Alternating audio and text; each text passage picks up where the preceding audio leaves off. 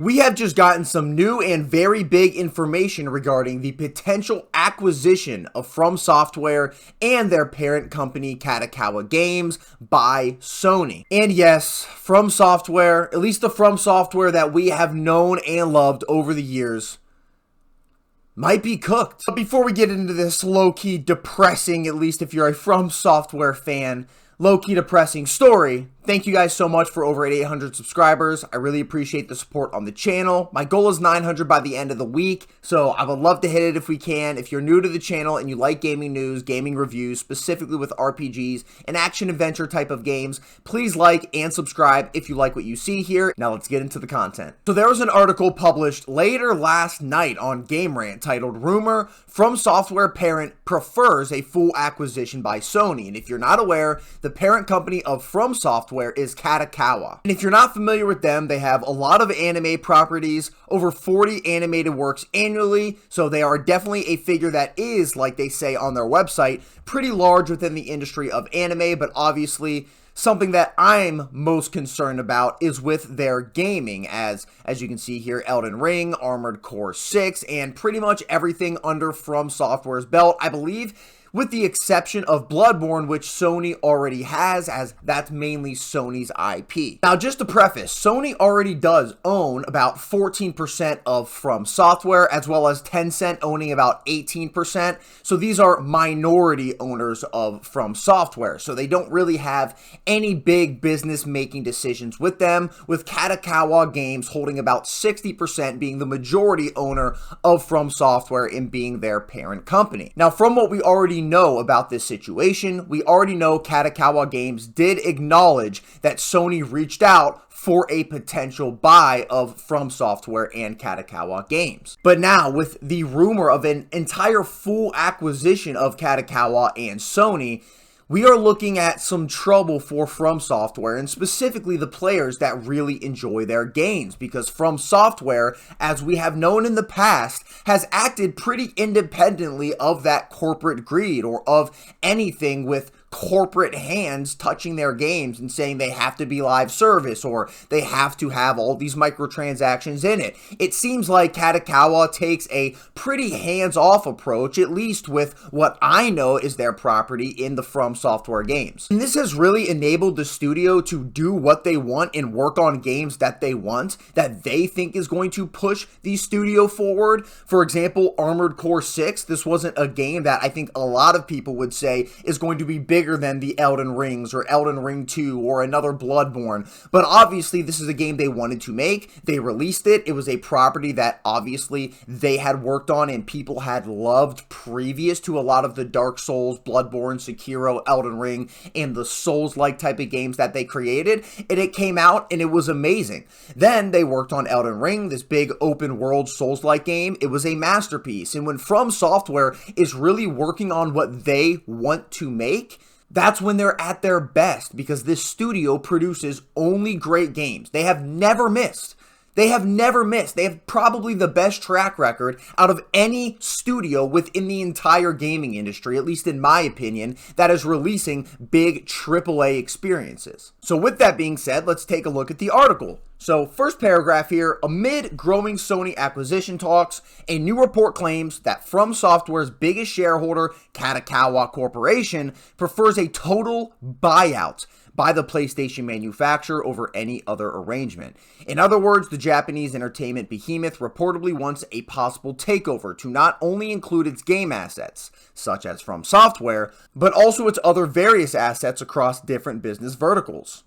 Since the initial whispers of Sony looking to acquire Kadakowa went viral, quite a few new developments have taken place in a short span of time. For starters, the FromSoftware parent has since issued a public statement officially confirming Sony's interest in the company's shares. While this sent certain FromSoftware fans anxious about the future of the studio's games on non-Sony platforms into a frenzy, it ultimately helped Kadakowa's share price climb higher.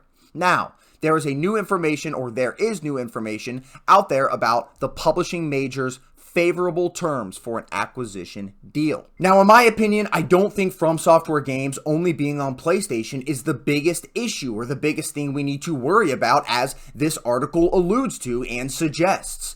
Honestly, yes, it does suck that Xbox and PlayStation might not be able to play FromSoftware games if they're exclusive to the PlayStation console. Exclusivity sucks for gamers. I wish everybody on every console and any PC could play any game that releases, but I think the actual biggest issue here is the loss of autonomy that FromSoftware could potentially lose here. If you look at what PlayStation decides to do with their IPs, just look at Bloodborne. They have done buttfuck nothing other than put it as like a little bit of an Easter egg and a teaser inside of Astrobot. That's all they've done with that property, despite fans begging for another game or at least a remaster of the initial game so we can finally play it in 60 FPS.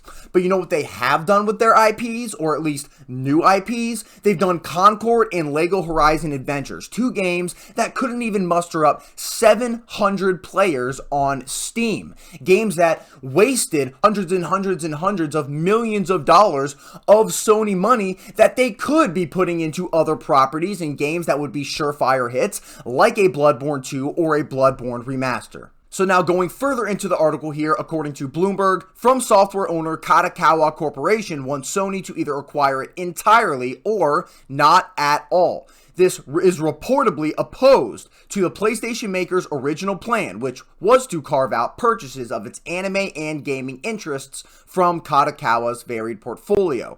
The source also revealed that the current stage of negotiations between involved parties is encouraging, after a long period of having differences about the degree of commitment regarding a takeover. Now, going further into the article as well here, which I already mentioned, back in 2022, Sony secured 14% shares in the Elden Ring developer FromSoftware, becoming its third largest shareholder behind Kadakowa Games and Tencent, both at 70% and 16% respectively. However, if the rumored acquisition comes to a close, it would bring over 83% of the Hidetaka Miyazaki's led studio shares to the PlayStation owner, and this change would effectively make Sony the majority shareholder, unlocking a more promising avenue of influence over the Dark Souls creator.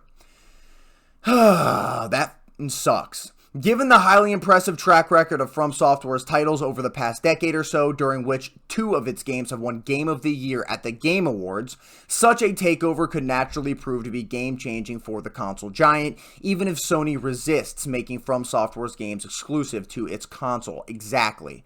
It would still be adding another award-winning developer to its star-studded lineup of first-party studios, which already includes the likes of Naughty Dog, Santa Monica Studio, and Insomniac Games. On top of that, a full takeover of Kadakowa would also mean Sony gaining access to an untapped video game potential of the prolific anime maker's virtually endless list of IPs. Now, when this article suggests that these talks are encouraging between Kadakowa and Sony, this is very discouraging for gamers and for people like me who love FromSoftware games and don't want to see them under the Sony umbrella. And why is that?